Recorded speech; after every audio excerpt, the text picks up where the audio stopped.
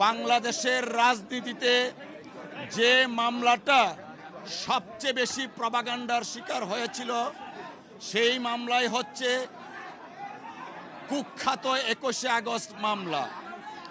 এই মামলা দায়েরের মাধ্যমে বিএনপির ভারপ্রাপ্ত চেয়ারম্যান জনাব তারেক রহমান সাহেবকে জাতীয় এবং আন্তর্জাতিকভাবে বিতর্কিত করা হয়েছে রাজনৈতিক উদ্দেশ্যে। আমরা শুরু থেকেই বলে আসছিলাম এই মামলা রাজনৈতিক হীন উদ্দেশ্যে মামলাটা দায়ের থেকে ট্রায়াল পর্যন্ত করেছে শেখ হাসিনা ওয়াজেদের ডিকটেটে।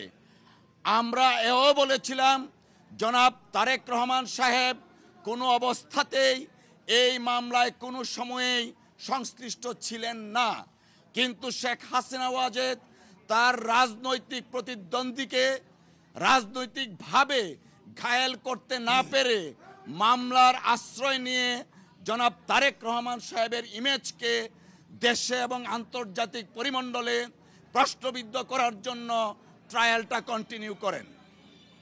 আপনারা ইতিমধ্যে শুনেছেন যারা এই মামলার দণ্ডপ্রাপ্ত ছিলেন এবং আপিল করেছেন এবং যারা আপিল করেননি সবাইকে এই মামলা থেকে খালাস দেয়া হয়েছে।